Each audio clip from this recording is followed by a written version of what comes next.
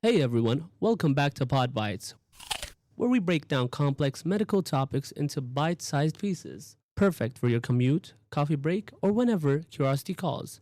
I am Mashour, and I am happy to be your host for today's episode. And I'm Faisal, your guide through the wild world of biochemistry. Today, we're tackling how your body survives and keeps fuel in your tank 24/7. Exactly. Think about it. Your brain is like a supercomputer that only runs on premium glucose fuel. You can't just plug it in. So, what happens between meals or when you're sleeping? Your body has an amazing backup system, and if it fails, things go wrong fast. It's a literal life or death balance. So, today, we're going behind the scenes on blood glucose homeostasis. We'll explore your body's short term battery, glycogen, and its long term glucose factory, gluconeogenesis. And to make it stick, we'll start with a case. Ready, Faisal? Hit me. Alright, imagine a 2-year-old toddler. He's had a normal day, but he wakes up in the middle of the night, sweaty, shaky, and extremely irritable. His parents are worried. He seems confused. They rush him to the ER. Blood work shows his blood sugar is dangerously low. They ask the parents, has he eaten? Yes, dinner was normal. But here's the clue. The doctor feels the toddler's abdomen and notices his liver is noticeably enlarged. Oh, that's a big red flag. A kid with hypoglycemia and a big liver. My mind immediately goes to the body's glucose storage system failing. This sounds like a problem with glycogen metabolism. So, Faisal, between meals, where does glucose come from? Great starting point. We have three main sources: diet, which is from the food you just ate; glycogenolysis, which is the breaking down of your stored glucose; and gluconeogenesis, which is when you make glucose from scratch, from other stuff like protein or lactate. And glycogen is that crucial buffer for glycogenolysis. But what exactly is glycogen? Think of glycogen as a giant branched tree made entirely of glucose molecules. It's not just a pile of loose sugar that would cause osmotic chaos in the cell. It's a dense, efficient storage granule. The glucose units are linked by two types of bonds: alpha 1 to 4 links for the long chains, and alpha 1 to 6 links that create branches every 8 to 12 units. The number tells you exactly which carbon on one glucose are linked to which carbon on the next. For example, alpha 1 to 4 means carbon 1 of one glucose is linked to carbon 4 of the next glucose. The alpha 1 to 4 glycosidic bond is the main chain link. This bond connects glucose molecules into long, straight chains. It is the backbone of the glycogen molecule. On the other hand, the alpha 1 to 6 glycosidic bond is the branch point link. This bond creates a branch, kicking off a new chain from the side of an existing one, like a tree with a main trunk, the alpha 1 to 4, and lots of branches, the alpha 1 to 6. Now, where is this glucose tree stored? Mainly two places, the liver and muscle, but they have totally different jobs. Liver glycogen is the body's glucose reserve. Its job is to be broken down to release glucose into the blood for your brain cells, red blood cells, and other organs. Muscle glycogen is the selfish fuel. Muscles can't release glucose into the system. They hoard it for their own use during exercise. The key difference is that muscle lack a critical enzyme called glucose 6-phosphatase. Wait, pause. Let's break the enzyme's name down. The ending, ase, tells you it's an enzyme, and phosphate refers to a phosphate group. So the enzyme's whole job is to remove the phosphate from glucose 6-phosphate. Exactly. And that removal is the only way glucose can exit a cell. If glucose has a phosphate tag, it's trapped. The liver has a clipper, glucose 6-phosphatase, to set glucose free. Muscles don't. So its glycogen fuel stays locked inside the muscle cell. A high yield point to note is that muscle glycogen does not contribute to blood sugar. It's for local use only. Got it. So after a big meal, we have lots of blood glucose. The main question to be asked here is, how do we build this glycogen tree? How does glycogenesis happen? Let's build this step by step. So it's like a construction project. You need raw materials and workers. Step 1, the foundation. You can't build a tree from nothing. You need a primer. The primer is a special protein called glycogen. It literally anchors the first glucose molecule on itself. Step 2, the delivery truck. Free glucose isn't reactive enough, so the cell activates it by making UDP glucose. Think of UDP as an energy pack delivery truck that carries a glucose molecule to the construction site. Step 3. The builder. The main builder is glycogen synthase. This enzyme takes the glucose from the UDP glucose truck and adds it to the end of a growing chain, forming those alpha 1 to 4 links, also known as the backbone, as we said. Step 4. The branching crew. If you only had glycogen synthase, we'd get a long, limp chain, like the amylose in plant. We need branches for quick access. Enter the branching enzyme. It cuts chunks of 6 to 8 glucose units from the end of a chain and reattaches it to its side, creating an alpha 1 to 6 branch point. Now you have two ends that glycogen synthase can keep elongating. So, branching gives the structure more access points. Why is that so important? Imagine a checkout line. One long line means everyone waits behind one person. But if you open 10 smaller lines, everything moves so much faster. Branches are extra checkout lines. They let many enzymes work at once, so glucose is released quickly. So, it's been a few hours since lunch. Blood sugar starts to dip. Time to crack open the glycogen battery. This breakdown is glycogenolysis. Faisal, is this just the synthesis process in reverse? Excellent question and a common trap. No, it is not a simple reversal. The cell uses a completely different set of tools and pathways. Anabolism, or building, and catabolism, or breaking down, are almost always separate. Here's the 3-step breakdown crew. Step 1, the cutter, or glycogen phosphorylase. This is the star player. It uses an inorganic phosphate to phospholytically cleave the alpha 1 to 4 bond at the end of glycogen chains, basically snipping off one glucose at a time. The brilliant part, it releases the glucose already phosphorylated as glucose 1-phosphate, no ATP needed, and it's already trapped in the cell for use. Step 2, the debranching specialist, or debranching enzyme. In this step, glycogen phosphorylase is a one-trick pony. It gets within 4 glucose units of a branch point and stops.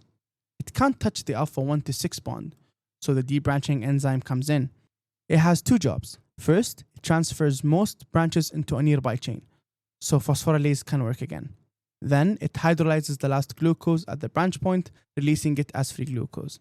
I want to add a high yield point. This is the only time free glucose is produced directly from glycogenolysis. In the liver, this free glucose can contribute to blood sugar. Let me get this straight. From one branch, we get a bunch of glucose 1-phosphate and one free glucose. What happens to the glucose 1-phosphate? Great question, Mashour. In step 3, or let's call it the isomerizer, phosphoglucomutase simply converts glucose 1-phosphate to glucose 6-phosphate. Now, G6P is at a major metabolic crossroad. In the muscle, remember, there is no glucose 6-phosphatase, so glucose 6-phosphate is shunted directly into glycolysis to make ATP for contraction. It never leaves the muscle cell.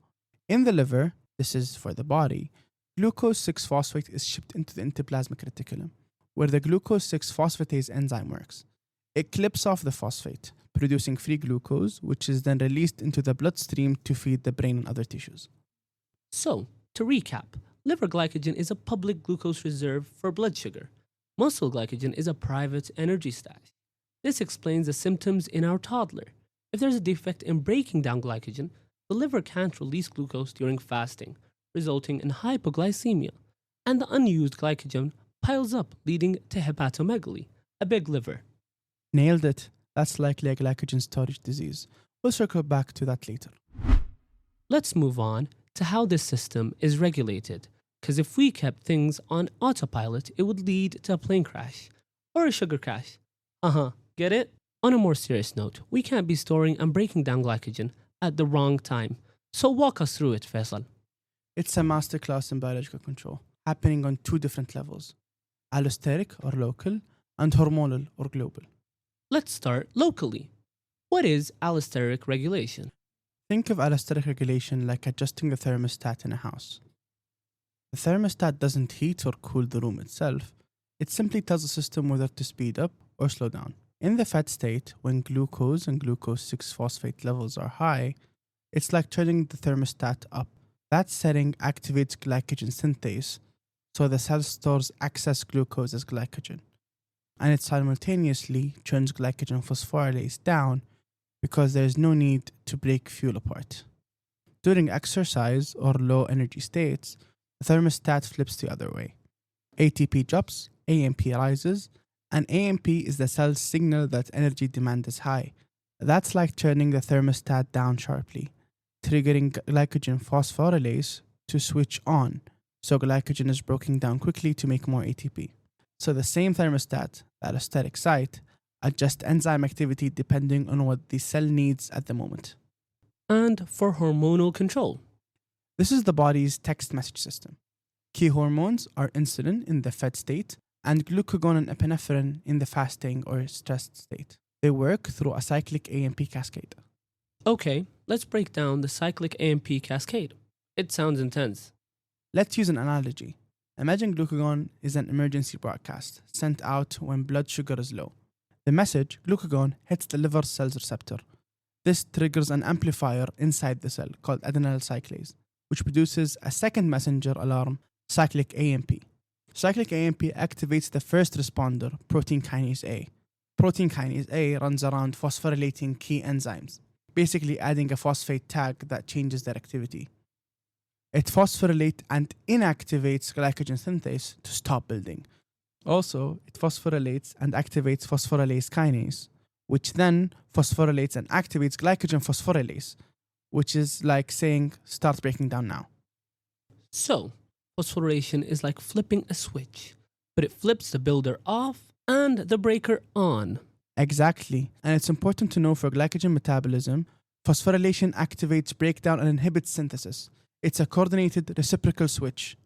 Insulin does the opposite. It promotes dephosphorylation, removing the phosphate tag, turning the builder on and the breaker off.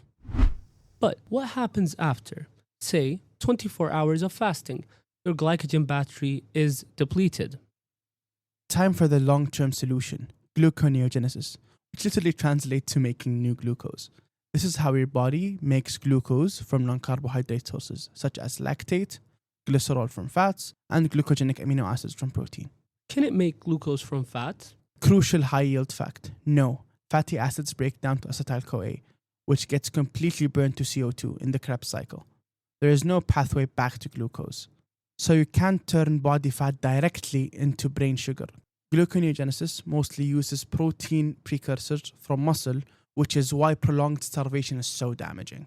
So, gluconeogenesis is making glucose from scratch. And is it just the whole glycolysis reaction put in reverse? Another great trick question. No. Glycolysis has 3 irreversible downhill steps with a huge energy drop. You can't just push the ball back up those hills. So gluconeogenesis uses 4 alternative uphill enzymes to bypass them. If I correctly recall from our Biochem lectures, there were 3 irreversible reactions or roadblocks to bypass. Walk us through them, Faisal. Gladly, let's walk the pathway from pyruvate back to glucose. The first irreversible reaction or roadblock, how pyruvate is converted back to phosphoenol pyruvate. To bypass this roadblock, we make a 2-step detour. The first step involves pyruvate carboxylase. In the mitochondria, this enzyme, powered by ATP, converts pyruvate into oxaloacetate. The second step involves PEP carboxykinase or PepCK. Oxaloacetate is shipped to the cytosol and converted to PEP using GTP. Now we're back on the glycolytic highway, just in reverse. For the second roadblock, we want to convert fructose 1,6-bisphosphate to fructose 6-phosphate. The enzyme we use is fructose 1,6-bisphosphatase. It simply removes a phosphate from fructose 1,6-bisphosphate by hydrolysis to become fructose 6-phosphate. And to get over the third and final roadblock, glucose 6-phosphate to glucose. The final step uses our friend glucose 6-phosphatase in the endoplasmic reticulum of the liver. It removes the final phosphate tag, releasing free glucose into the blood. And there is an important thing to note about the location of these enzymes. The majority of the enzymes responsible for gluconeogenesis are found in the cytosol. The exception is mitochondrial pyruvate carboxylase. Mitochondrial pyruvate carboxylase. You know, that would be a great exam question. More on this. What is this whole factory powered by? ATP from fat burning or beta oxidation. It's energetically expensive. It uses 6 ATP equivalents per glucose, but it's essential for survival.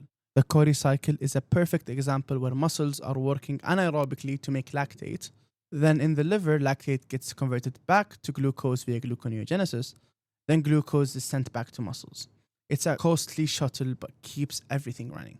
How is this factor regulated? It must be tightly linked to glycogen metabolism. Absolutely. It's all about reciprocal controlled glycolysis. When one is on, the other is off. The key regulator is fructose 2,6-bisphosphate. Remember this name. High insulin, or during the fed state, results in an increase in fructose 2,6-bisphosphate. This molecule stimulates glycolysis via PFK1 and inhibits gluconeogenesis via fructose bisphosphatase. Eat and use sugar now. High glucagon, or during the fasting state, results in a decrease in fructose 2,6-bisphosphate. This inhibits glycolysis and stimulates gluconeogenesis, which is like saying stop using sugar, start making it. Allosterically, acetyl-CoA from fat burning activates the first gluconeogenesis enzyme, pyruvate carboxylase. For drug connections, metformin, a common diabetes drug, works partly by inhibiting hepatic gluconeogenesis. So, let's bring it all together with a case. Our toddler from earlier, a 1-year-old boy, comes in with recurrent episodes of severe hypoglycemia, especially when he's fasting. His parents say he becomes sweaty, irritable, and lethargic if he misses a meal. On exam, he has a noticeably enlarged liver. Labs show high lactate, high triglycerides, and elevated uric acid. The hypoglycemia, plus the big liver, that's pointing straight towards a glycogen storage disease. Which one? With those symptoms, fasting hypoglycemia, hepatomegaly, and likely high lactate in lipids, the classic is von Gerk's disease, a type 1 glycogen storage disease. The defect's in the glucose 6-phosphatase. So even if glycogen breakdown works, but the final step of releasing glucose from the liver and the last step of gluconeogenesis is blocked, leaving sugar trapped as glucose 6-phosphate, causing hypoglycemia, and the backed up glucose 6-phosphate stimulates even more glycogen storage. It's a tragic traffic jam. That makes the pathophysiology so clear. Any other high-yield storage diseases? Well, there's a few. Firstly, we have McArdle's disease, which is a type 5 glycogen storage disease, which is caused by muscle glycogen phosphorylase deficiency. Because patients can't break down muscle glycogen, they present with exercise intolerance, cramps, and myoglobinuria, basically burgundy urine after exercise. Next, let's discuss Pompe's disease, a type 2 glycogen storage disorder. It is caused by a lysosomal enzyme deficiency.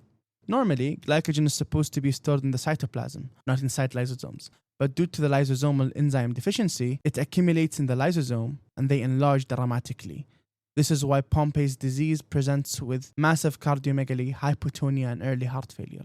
Last but not least, Anderson's, which is a type 4 glycogen storage disease, which is caused by a branching enzyme defect, where glycogen has a few branches, like plant starch, amylopectin, resulting in cirrhosis and liver failure. Wow, that was a journey. Let's recap the high-yield essentials, Faisal. Alright, Mashour, let's start strong. I have a few rapid-fire questions. Are you ready? Ready. Okay. What is glycogen and why do liver and muscle differ? Glycogen is a branched glucose polymer. The liver releases glucose into the blood, while muscle uses glycogen for itself because it lacks glucose 6-phosphatase. Good. Now, what's the main enzyme that builds glycogen? Glycogen synthase, and it needs glycogenin as the primer. And which enzyme creates the alpha 1 to 6 branch points? The branching enzyme. Now for breakdown. What enzyme starts glycogenolysis? Glycogen phosphorylase. It removes glucose one by one, but stops at branch points. And which enzyme clears those branch points? The debranching enzyme. It transfers residues and then cleaves the alpha 1 to 6 bond. Final one from my side. What does protein kinase A phosphorylation do? It activates glycogen breakdown and inhibits glycogen synthesis. That's glucagon and epinephrine signaling. الحين دوري حشر لك. جاهز؟ طبعا. What does insulin do to glycogen metabolism? It dephosphorylates the enzyme, turning on glycogen synthesis and turning off breakdown. What is the key allosteric activator of glycogen synthase in the fed state? Glucose 6-phosphate. High glucose 6-phosphate indicates plenty of fuel, so the cell stores it. And what allosterically activates muscle glycogen phosphorylase during exercise?